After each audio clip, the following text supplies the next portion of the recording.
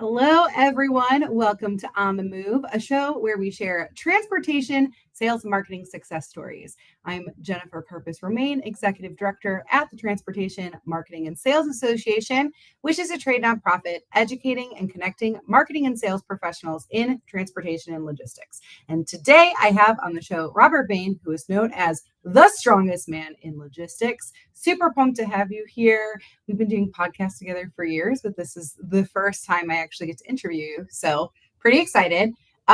So you've had a really varied career in logistics. I have. I talk about this, but like, I just love doing these interviews with my friends because I just to go deep dive into their LinkedIn and see actually like what they did before I met them. So what brought you to logistics? What kept you here? Tell us about your career. Yeah. So I started my professional career after college in the restaurant business service industry. I love the service industry. It's fun, it's exciting, it's never dull. The downside to it, of course, is until you get to like the management level, some of the income is a little lower than I prefer, especially as you grow a family. And I didn't like, not having nights to myself or holidays or weekends. That's usually times you're working is when you're serving people that have more traditional working hours. So started looking around for something a little more traditional and found this office job and went and interviewed. And I love telling the story of how because I literally fell into this. The only thing I knew about logistics is that you moved stuff. And I liked the concept of that because I wanted a career that was long-term sustainable. That's why I wanted to be in the service industry. My dad worked in telecom for a long time, and he wasn't able to keep up as things really started to exponentially grow. And so knowing that, I'm like, I need a career that's sustainable and that I can, really kind of get engaged with and follow. So interviewed this company, and the guy who's interviewed me actually was a guy I played against in high school. I played soccer against in high school, and John and I did not get along at that time. I am one of those players that I would push everything to the limit. So if the ref's going to let me do it, I'm going to do it. And even if it makes you uncomfortable, I'm still going to do it. So he didn't like that. And so knowing that, he had no intention of hiring me but still toured me around the office to kind of just save face and do, what he normally does as part of his routine. And as we're walking around the office, I overhear this conversation going on with one of the account managers, and she's talking to her client. He's on speakerphone, and he's explaining that he's moving a Mercedes McLaren SLR, which, for those who don't know, this is the first Mercedes and McLaren supercar mashup, basically. And McLaren's known for their race cars, for their F1 vehicles, for the supercars that they build. And these things were retailing at about $750,000, and they were in the secondary market in the $1.5 to $2.5 million range. So I'm like, hey, make sure you have somebody with the right insurance for that, because I'm seeing an AMG 63 on your screen with $183,000 MSRP. Like, that is not the vehicle. You say, no, that's what my client sent to me. I'm like, well, your client is sending you the wrong information. Because I get it, like the rider for that coverage is going to be different than the rider for, an exotic vehicle. And she looks at me and goes, I think my client knows what he has. And I even said, I'm like, sir, do you have an SLR McLaren or AMG 63? And, oh, it's an SLR. I'm like, no problem. So I walked away. It's a 20-second conversation. About 2 weeks later, I get a phone call. Hey, like, we offer you the job, blah, blah, blah. And great. And give my 2 weeks to my employer, and I go to work for them. And I go to find out on my first or second day, hey, like, what happened? Like, was I right? It's like being right. And she is not there. In fact, her desk is empty. Oh. And I asked my new boss, this guy, John, I'm like, hey, like, what happened? He's like, well, I'm going to introduce you to somebody. He takes me to the vice president of operations office. And I said, hi, I'm Robert Bain. Nice to meet you. And all John says is, this is the guy. I'm like, am I already in trouble on like my first day here? like what has happened? And he says, oh, you're the McLaren guy. So yeah, I guess. Like, what happened with this? I don't know if that's a good or a bad thing that I'm the McLaren guy. And so they were doing a post-mortem after the shipment had moved, because in transit, they had moved it as the AMG and used that type of insurance. And in transit, the upper hydraulic on the car carrier failed and smashed down on top of the vehicle. It was a $175,000 damage claim. Carrier only had $150,000 in insurance. So for those who don't know, if you're an intermediary and the carrier that you hire to move freight damages the freight to the point that it's over the value of their cargo policy, you are on the hook for that delta. So if someone had just even researched what I said, because what I was told afterwards was that when they brought up in the postmortem, said, yeah, that guy, I guess he knew what he was talking about. And the VP of Ops says, did you not at least look? So, well, no, like, who is he? How does he know this? And he's like, obviously he did, because he overheard 3 seconds of your conversation. He corrected you. You said no. And it cost us 25 grand. You're fired. Hire him. And that is how I fell into logistics. And the company was absorbed by CRST. They're a large carrier in Cedar Rapids, Iowa. And that's really where I learned a lot about trucking, because they're huge. They're a massive, multi-billion-dollar operation, and got to kind of see all sides of the business. With that, I then, having conversations with my family, I did not like living in Iowa. Iowa's a great place to live for some people. It's a great place to raise kids. It's safe. It's nice. It was just too slow for me. So we started looking at different places, and my wife's best friend at the time lived in the Chicago suburbs, specifically in Des Plaines. And I'm like, cool, that's where we're going. And so moved out here, helped start a couple of brokerages out here, one of which, through a series of acquisitions, got acquired by Blue Grace Logistics down in Tampa. I then moved on, and I ran a private carrier for about 5 years in Waukegan, Illinois. First time really being in a higher level leadership position. I was the GM there, and I basically took that carrier from about 6 vehicles, 6 power units, and about 2 dozen trailers to 50 vehicles, 75 drivers, a couple hundred trailers around the Midwest. Really like a nice little regional operation, and did all that before I had turned 32, and then got recruited to go over to Uber Freight. I was part of their first group of industry hires there. Kind of took them with that group out of stealth into basically go from no one even knows Uber has a freight brokerage to we're running $1 billion annual revenue run rate in 14 months, which was insanity. Like, wasn't real life. Moved on from there and really started consulting after that, either short or long-term engagements. I've worked for awesome organizations like Shipwell, like Quad Graphics and Quad Express, which is now Holistic. Worked for a couple of stealth startups that, were kind of on the cusp of some really cool things, and kind of helped push them along to the next stage. So now I work for an organization called GLCS. We are a managed IT and technology consulting firm. And our focus is helping our customers, specifically trucking companies and intermediaries, with their IT, with their tech stacks, and augmenting the staff they have so that they're able to fully support the on-premise staff they have, on-premise or remote. So everything from your TMS to your pricing engines, your maintenance software, whatever it may be, if it touches your organization technologically, we are able to assist with that. Yes. So all around, all of the logistics. Every operational seat you could think of, I probably sat in. Yeah, I think that's cool. That's how I feel about my relationship with the written word, because I was a journalist. I worked for PR Newswire. I've been a marketing agency, like writing the press release versus seeing the press release, and now working with sales and marketing professionals in this space. So I think it's cool when you see things full circle. Yeah. Connect all the dots. I think it's important, because when you can see it from the 50,000 foot view, that's super important, because leaders have to kind of focus on that. And we have a lot of family in the background because where my office sits.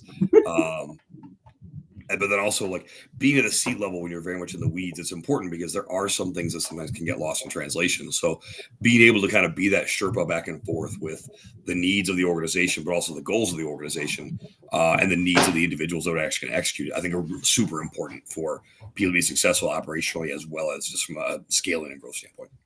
Absolutely.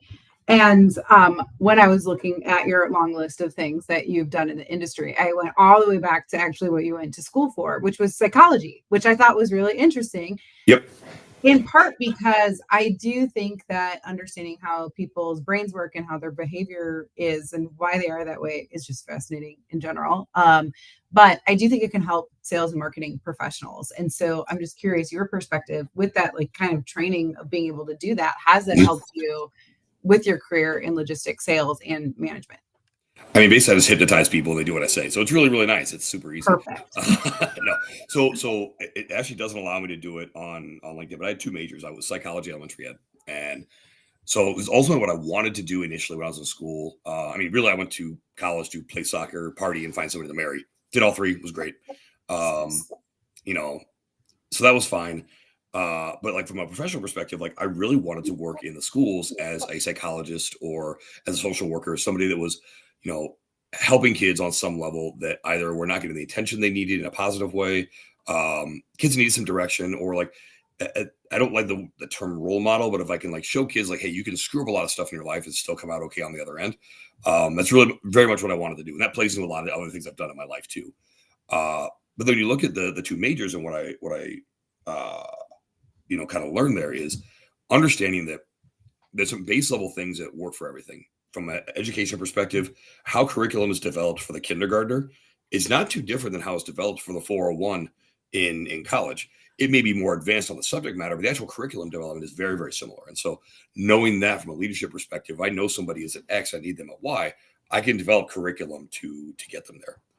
But they have to still execute on that curriculum. And so then psychology comes in and say, all right, ultimately, in leaders, if you hear this, this is what is most important for any seat level. You're giving them the best comp plan, the most simple technology. It's going to make their life easier. What they want to know is, what's in it for me? Yes. Why does it matter to me? If it doesn't matter to me, listen, you can give me all the different reasons of like, oh, the organization do great things, we're going to scale. Like, I don't care if I don't understand what's in it for me. Mm-hmm. Because any person that's listening to this, you have all these things going on. You've got kids, you've got sports, you've got your spouse, you've got your family, you've got the world. You have all these things going on. Why do I care that this middle manager, who may not even be my direct boss, saying, hey, we need to change this process because X? I don't care. So the psychology of it comes back to, what's in it for me? Cool. If I can show you, here's how to do it, here's why you're doing it, here's why it benefits you.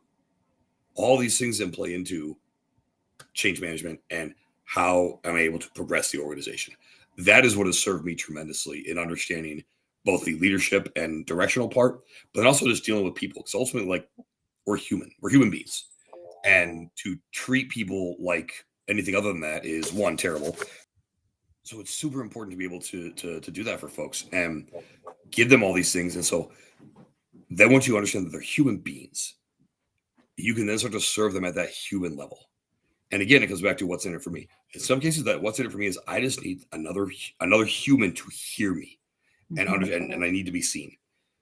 So that's helped. And to be fair, that's not always natural for me, because a lot of times, like, I'm very independent. I'm very much like, I keep to myself. It doesn't affect me. I don't care. So that has been something I have to continuously work on. It's still something I work on because I don't always see the world that way. I think I think I love that you're like, people are human, and because it's so often that's. I mean, I'm not, but the rest of you are. Yes, Robert Bain. But I think that's really important. It's a piece we forget about, and just like everyone is wired a little bit differently, and for multitudes of reasons, just who they are, how they grew up, what they did. And yes, they want to be able to understand their piece of it. And if you are making process improvements and you are making changes, they need to know how does that change affect them, and how does it affect the business, and what is their piece of it? Is their role changing, or just like how you're doing something? Are they taking on more responsibilities? Or like, if you are having shifts in employees, what does that look like? And I feel like, actually, I was just talking about this not that long ago, but like, a merger and acquisition, it's a huge thing. It happens all the time. I think everybody has lived a horror story through it. I feel like we always talk about it like, oh, this is the efficiency it's going to have on the company. But we don't sit and talk about how it affects our people. And just even just like, hey, this is happening, but you're still going to have a job tomorrow. And this is what the job's going to be. That is forgotten so much. I mean, I can tell you that's something that we talk about within our organization. It's actually something I'm very, very passionate about. Is so their organization is designed specifically around mergers and acquisitions, and they're great at mergers and acquisitions. They are awesome at that. What they suck at is assimilation and transition. Those two things, M&A is great, but yeah, the rest of it, no, they don't do. So the T&A, they're not so hot on. So that's an issue, and that is something that folks have to really focus on. Is yes, we're going to get all these different efficiencies, but where do they come from? How does it impact the people? To your point, is my role impacted? If you bring in like two logistics organizations, two brokerages. Do you need 2 vice presidents of sales? I don't know. Do you need 2 presidents? I don't know.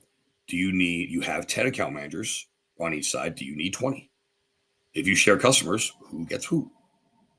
All these things are things you need to think. And these are things that are on a base level or talked about, but also you need to look at, do these people fit into the new culture we're building? And if they don't, how do you help them? And if they do, but they're not where they need to be, because if you're looking at different roles, and again, you may only need 12 account managers in this new case, or 15 carrier sales reps, or 3 finance folks, but you've got 7 on the roster. Well, where else do we go? How do we do that? So thinking about that, and really that is where change management starts, is like assuring people that whatever the outcome is, they're okay. Because what are we afraid of? We're afraid of losing everything. We're afraid, like, I have my house, I have my car, I have all these things, and I've made this assumption I'm going to be in this organization until either I retire or I'm ready to stop. And when people get that sudden change, that's where you get the pushback of like, oh, it'll never work, because they're afraid, like, I'm going to lose my role, or the machine's going to take my job, whatever the case may be. So that leadership communication, again, back to the psychology piece we just mentioned, that's so huge, is understanding where they sit as people, how you communicate that to them, and honestly, how I say it and how you say it, even though we're saying the same thing, may hit them very differently. Yeah, I think it's just a little bit of empathy can go a long way. And also acknowledging that you are also human and not perfect. And you're not always going to have the perfect messaging, but creating a space where people can say that and feel comfortable asking questions. Huge. Yeah. And listen, if you create the space in the organization that a challenge to change is not a death sentence, when a mistake is not a death sentence, when anything other than perfect performance is not a death sentence, this strengthens your culture more than you can know. Certainly, you want good performance. You want people that are strong. You want people to, I don't say do what they're told, but you want them to follow kind of the guidelines of, like. But people asking the question, 9 times out of 100, it is not malicious in intent. It's like, hey, it's like either A, help me understand, or is this truly the best way? And listen, leaders, this is one of the sound bites here. You don't always know what is best. So what I love about this conversation is I feel like it shows a mental strongness to you that maybe you don't talk about as much, because everyone just knows you as the strongest man in logistics by your brute strength, which is definitely a big piece of it. I'm really curious. So like that is your like moniker. That's who you are now. But like, when did that happen? And when are you like, yes, that's for sure something I'm going to run with, and just not like be like, oh yeah, I'm super strong. So I think it's important to give context on like what led me to kind of where I sit now within the strength community, and then how I assimilated it all together, because that plays into a couple of things we're going to talk about today. So I got obsessed with strength and being strong, traveling around doing baseball card and memorabilia shows with my dad, and late night we would sit up eating Popeyes, watching World's Strongest Man and sumo wrestling, and I just found this stuff fascinating. I thought it was so cool. Like guys that can pick up big, heavy rocks, or 400-pound men that move like guys that are 120 pounds. Like I love this. I'm like, these are, even though you might look at someone and go, oh, that's not an athlete. No, they're athletes. Let me tell you. But then I talked to my dad about it. I'm like, I'd love to do something like this. He's like, yeah, but the problem is you're probably going to end up being like 5'10" at the tallest, and the shortest guy that we were watching was 6'3". Strongman specifically, that type of competing. Typically, the elite guys are they're large in every direction. You've got like Hathor Bjornsson. A lot of people know him as the Mountain from Game of Thrones. Thor at his biggest, he's 6'8". He's 460 pounds. That is a large human being. And even when he cut down to do his boxing match with Eddie Hall, he cut down to 310. So he dropped 150 pounds and got shredded at 6'8". So all that being said, I'm like, okay, like no problem.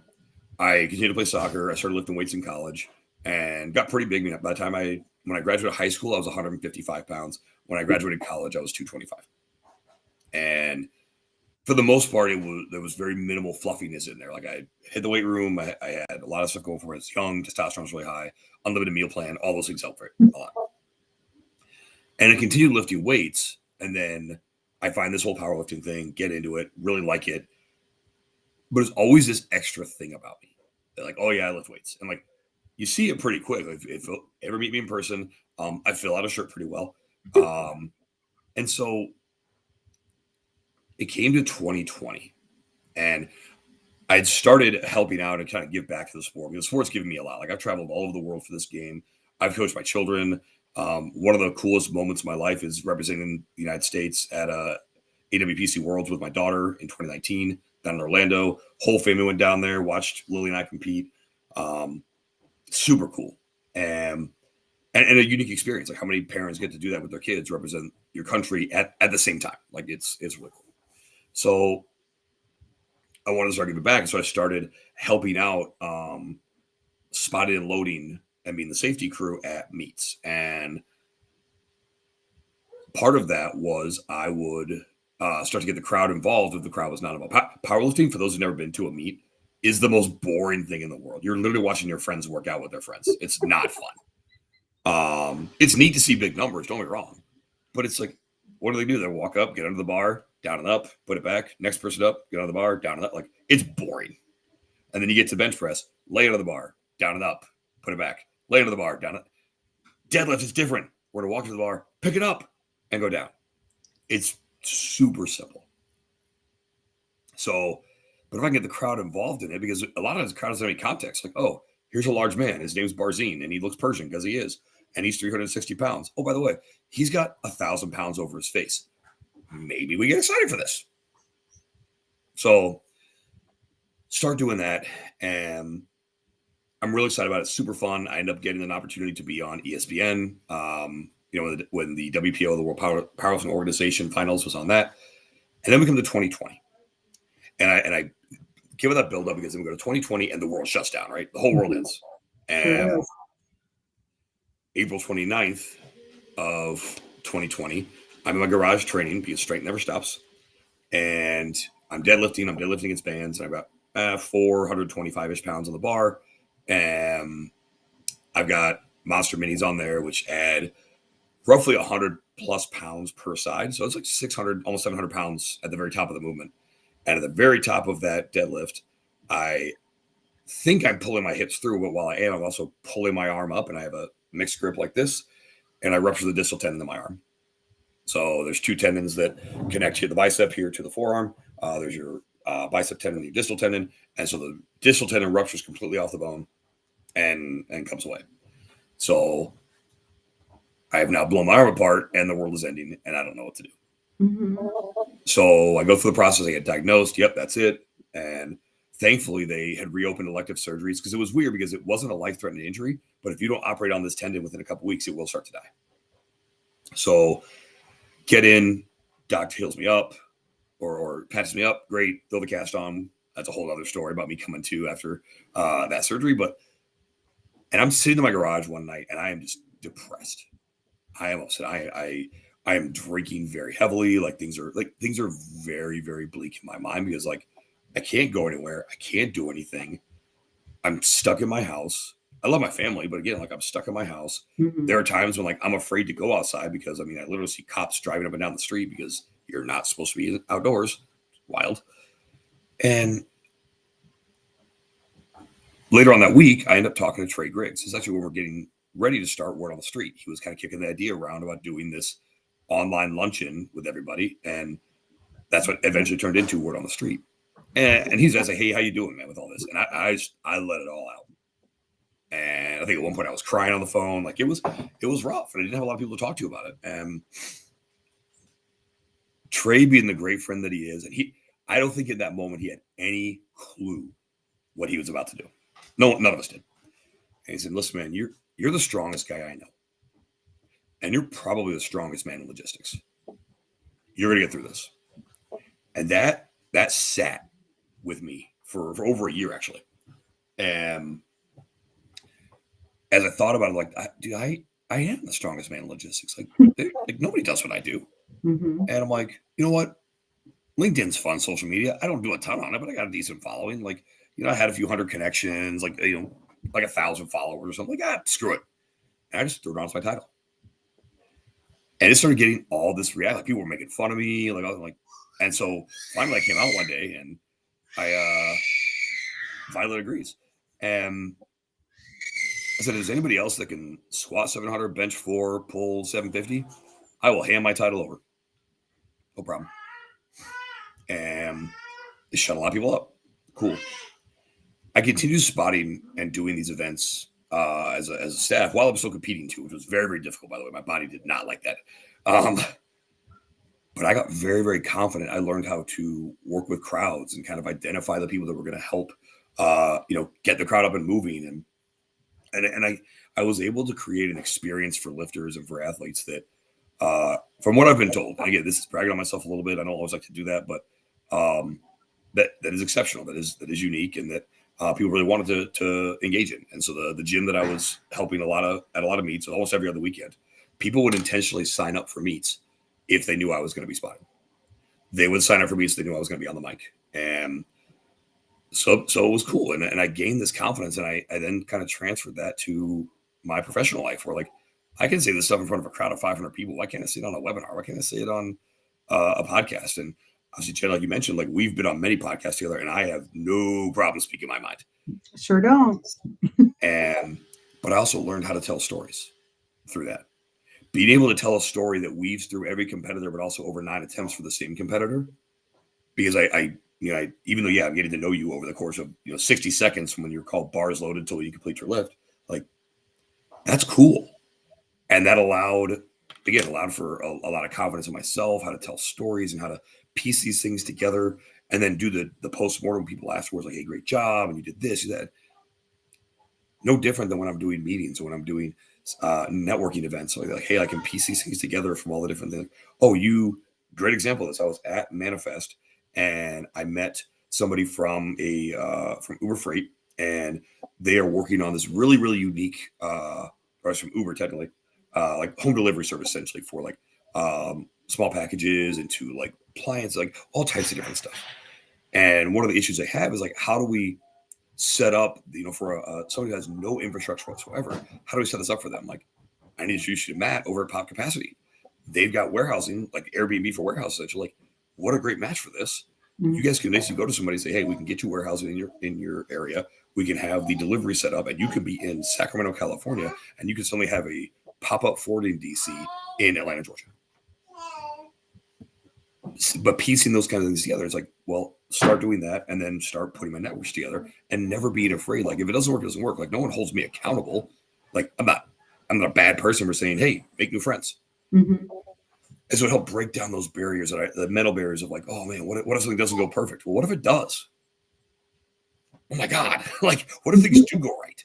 And so that's a very long-winded way of saying, like, Strongest Man Logistics went from just, I lift heavy circles, to it built this confidence in me that I don't physically fear anything, but like, I'll go into the boardrooms. I carry myself uniquely. Like, I have a very unique look, and I don't, non-traditional sales. Like, most of us don't have this laying around, and I'm cool with that. And I can be me. And we've talked about this, Jenna, what I kind of developed mentally, and I've told people about this, is you get the same Robert Bain, whether I'm at home, I'm at a powerlifting meet, I'm at the bar, I'm, at a conference, whatever. It's just the volume's turned at a different level. That's it. Mm-hmm. And so that's real. If I had to kind of synthesize it all together, is like, powerlifting gave me a volume knob and taught me how to use it. I think it's a really interesting story. And part of the piece is because I feel like we have our passion projects, but they tend to live really far away from our professional lives. And you have found a way to kind of embrace both of those things and bring them together. And it's only like your passion project has only like amplified who you are as a professional, instead of being like this weird thing you do on the side that you never talk about in your professional life, like this, which I think is really cool. And it's important because that people see that level of passion, but they also see it when I'm working in a professional setting too, not just about powerlifting, but about like logistics, technology, people, process, operations. And when they see that, I'll tell you it, because typically they see the passion for sport and physical culture first. And when they see it translate to a professional side, it's like, oh, I can do this too. I too can be excited about stuff. I too can be excited about leading, and that's okay. Mm-hmm. And so it's I don't know a better way to say it. It's like the 4-minute mile syndrome. Like, once it's been done, like, Anybody can do it. I can do this. And then, so I like, because like we kind of started talking about the mental fortitude of your strength and the like psychology pieces and all that. But like one of the pieces like I want to talk about is that oh, she's so adorable. But you have like, so you have this strong man persona, you live this strong man life, but part of that is like how hard you support strong women. And I wanted to call this out because I feel like as a woman and a female in the industry, like there's a lot of men who are like, oh yeah, I support women, but like not really, or not all the way. And you talked a little bit about how you have spotted for the past 6 years and you've been staff and all of that. But part of that has been with your daughter and without her, but at women's events to support very strong women. And so I want to talk about that and what that means to you and how you've been able, I know you're kind of like closing the door on that to protect your own body, but like what has that meant to you and why did you do that? Yeah, and I also want to add a little bit to that. So like I do love to support strong women. I'm not perfect at it. There's still some things I got to work on. I'm still just a crotchety old man, so it's tough sometimes when I hear and see certain things, and there's a lot of stuff I got to work on. So I want to be very clear about that I'm by no means perfect. But I do love my strong ladies. Well, before I'm going to cut you off, I agree. No one is perfect, but I can say from a personal experience, like we have different opinions. We've talked a lot about this stuff off the record, but like you still listen and can respect people. Yeah. So let's talk about the women's pro-am.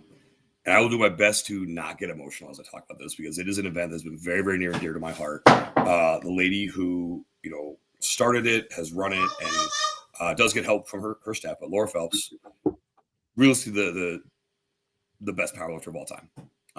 She's incredible. Dozens of all-time world records, has coached dozens of all-time world records, different ladies, across the board. She very much is the type that has opened the door and then held it open for others to come through. And that's what I think is so important about her in this event. And as I got to know Laura and she knew my skill set on the platform, I said, hey, if you ever want me there for the pro-am, I'll come through. And said, sure, we love you. And when I got there for my first one, it was like, oh, are you just going to like help out? I'm like, well, if you guys will have me, I'll back spot everybody. And they said, sure, yeah. And so in that, I was able to meet all these incredible, strong women and really start to understand their stories and start to understand different things about like this, the plight of these strong women. I'm like, hey, like you don't look like everybody else, and people say things and people do things, and it expanded my mindset, it expanded my understanding of the human experience. And so then when I realized that this event was so much more than just lifting heavy circles, it was like, it is just the ladies. It's all for them. It is not about us. It is not about any of the staff per se. It is all. And so like, once again, if I can create that special moment for each and every one of them, whether it was my girl Soraya, who was 14, did her second pro-am just recently, who this girl steals the show every time. All the personality. Picture Conor McGregor just 15 years old and with a singlet. That's her. Like, she'll walk through, do the walk, and she's all this personality. To people like Leah Reichman, who she broke a 21-year-old record, the all-time biggest total by a woman. First woman ever squat 900 pounds, as the largest women's squat of all time, 954. Like these women do incredible things that, like, when you really think about it, it's so outside the norm of thinking that all I want to do is say, hey, what else can be done? What else can we do? And then it's also the whole concept of, all right, I'm doing things that should scare me. How do I just give you the confidence? The only thing you got to do is just under the stupid bar, go down and up. And so that's something I say, something I do. And every single one of them, I wanted to make sure I gave the same enthusiasm from first one to the last deadlift, whether it's somebody who I would never even look at otherwise, to it's my own child. You all get the same experience. So, and then it was making sure they all got their props. It's like, hey, like, this is the age of social media. You're commenting, you're engaging with all that. You tell them that they did a good job. Did all these different things. And so being a part of that, and then make sure to follow all that up. You do it throughout the year. Like, hey, what's the next one? What's the next one? And then with Laura, is always telling her, like, listen, like, you have me. And also what I'm doing is I am here to serve. That is why I'm here. And I said this, I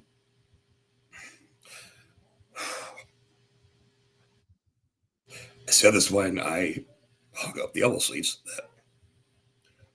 that it has been one of my greatest honors to serve those ladies because people like my daughters, people like yourself who've never been to this family, you've heard about these people for years. Mhm. And little girls, there was a young lady there, she's 8 years old, running around getting pictures with all the ladies because she'd heard about the Pro-Am 3 years ago. I'd never gotten to go. She finally got to go to her first one. Like, you're setting up the next generation of powerful, strong, insane women, the best kind of insane. And we want that and we love that. And so as I always came back to is like my daughters will see stuff like this. And then now my granddaughter will see stuff like this. And I want them to understand what it's like to, and my boys to understand what it's like to support women. And again, I'm not perfect. I still have a lot of work to do on that.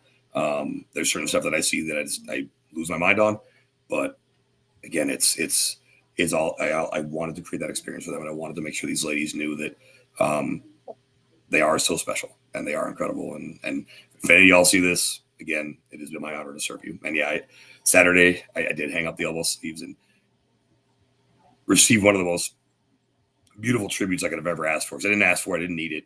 Again, I was there to serve. And Laura took time at the end of the meet and put the spotlight on me, which she didn't need to. And it was incredibly humbling. Well, I think it's an amazing story, an amazing journey. And I do think that I love that for you, that she gave that space. Like, no, it's not about you. You're there to serve and to support others, but you also showed up and supported in a really real and authentic way, which isn't something that everyone gets all the time. So you can put that feather in your cap. Yeah, I need it because I don't have hair. What was really nice is that the amount of messages I've received from people as it's gotten kind of out and into the ether, but that there were lifts that they got that they like that I would not have gotten that lift if you had not been back there. I would not have gotten that lift if you were not there to keep me safe. I would not have had the confidence. And my favorite one was like, I would not even have the audacity to get onto that bar unless you were there. And that, listen, I've done a lot of crazy stuff in my life. There's not a lot better highs than that. Well, I think it's beautiful. And I'm so happy that I think it was a good time. Like, I knew that these were all questions I wanted to ask. And then when I saw that like this journey was coming to end, I'm like, well, what a perfect time. And I'm sure you're still going to be there to support and show up Oh, yeah. in a different way. It's not like you're just abandoning the community because you have to protect yourself too. Yeah, absolutely. And yeah, you're right. The whole thing, I think it's important to note that is like, it is focused on my training. My time as a high level lifter, as an elite lifter is very, very small. My window is very short. And, I just turned 43. So I realistically have like 2 to at the most 5 years left. So knowing that, like I need to kind of focus on my own training, but, no, I mean, Saturday was the last day spotting. Sunday, I was back at the venue. I was on the mic all day, emceeing because I still have the gift of gab. I like to yap, obviously, as we're going through this. So, yeah, I very much continue to support it. And even if it's just me showing up there and make sure I pay my $10 a day and clap for the ladies, I will do that until Laura's done with it. And that was a whole conversation after the meet on what that looks like. So.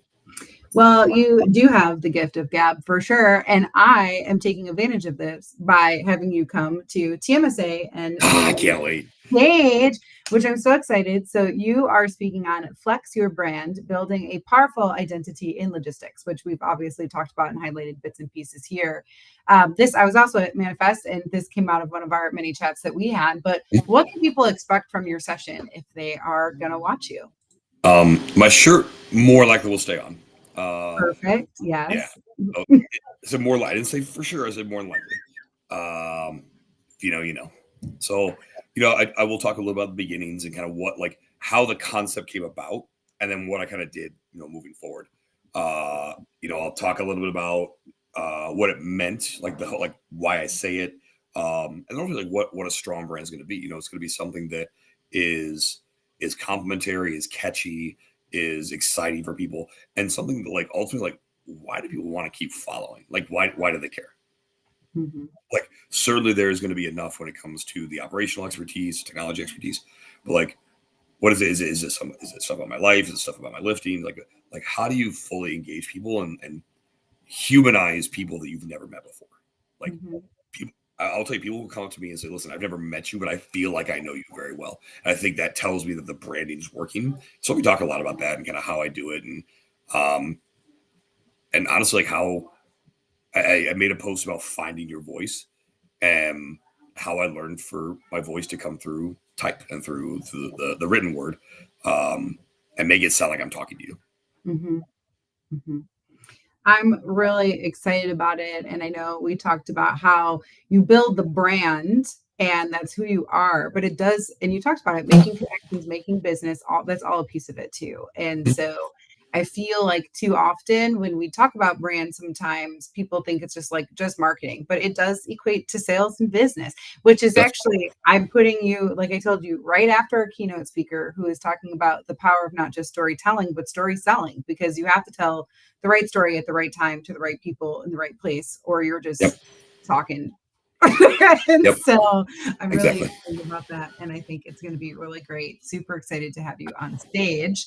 And this is Yes, also the first time I've gotten you to then come to a TMSA event, yeah, even though I've asked every year since yeah, I've had yeah, you. But yeah, yeah, yeah. besides taking the stage and sharing a bit about your journey, what are you looking forward to being able to come to TMSA? Honestly, it's to see the environment you've created. Like I've heard so many amazing things um, about what the organization's been doing. I think it's unique that it is an organization that's 100 years old, and Mhm. that I think that's so important that when you have that much history, like there's so much that can be gleaned from that, from the organization, from the archives. So I'm really excited to learn more about the organization, see the culture, the vibe, and what obviously you've helped foster in your time as the chairman, but also like what was laid the foundation laid before that. So and it's the networking is always huge.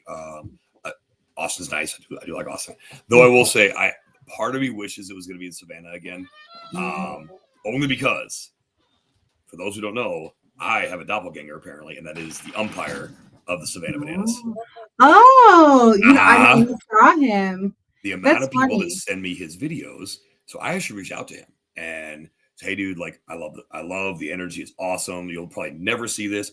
I kid you not. He messaged me back in like 5 minutes. They are great.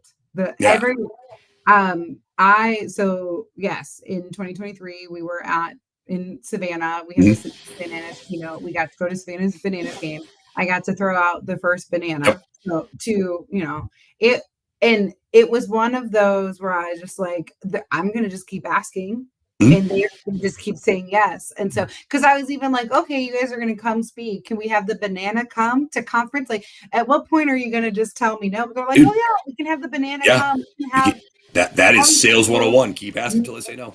Yeah, then so that's what I just kind of like. We put it in the contract to verify to make sure that Yep. happens. But yeah, it's been really cool to watch. I feel like I remember being in Orlando in 2022 and announcing we were going to Savannah, and everyone that day just kept whispering Savannah Bananas at me. I'm like, I don't know what that is. And from watching it from that moment to watching where they have catapulted over the past 4 years has been an amazing thing. It made us look phenomenally cool Yeah, for sure. to have them. So I was excited. But yeah, we're in Austin, Texas this year, but we will Yep. have our own fun surprises and things occurring there. And so I'm excited about that. Excited to have you as a part of the show and to bring you into TMSA so you can see what we're Super all excited about. for it. I cannot wait.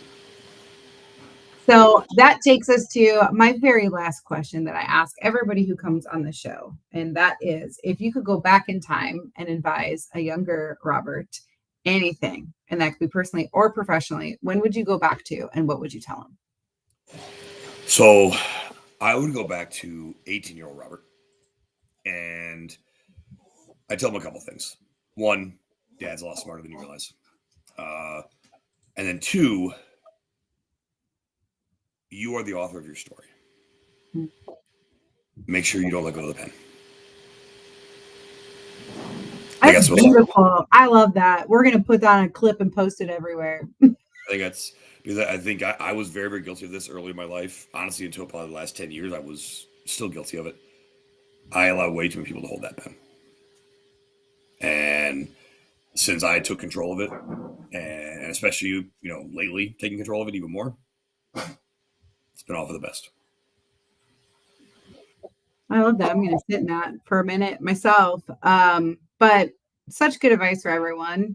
I love asking that question because it goes so many, It so goes many hard. different places. But I also feel like a commonality is either trust yourself more, love yourself, like sleep, like take care of yourself.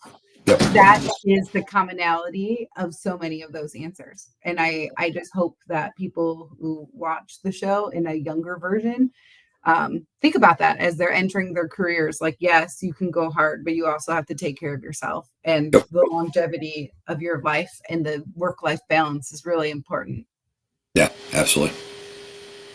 Great. Well, thank you so much for coming on the show. Thank you for coming Yes. to Elevate. Thank you for having It's me. great. And if you want to catch us next week, I will be interviewing Mariana Veith with WSI, and we'll be talking all kinds of stuff about. She's got a lot going on. I'm really excited to talk about it and about the importance of being in industry associations and joining them and actually contributing to what they do and how it helps you with your professional growth. So check us out here next week on the Move. And until next time, I'll see you later. Bye.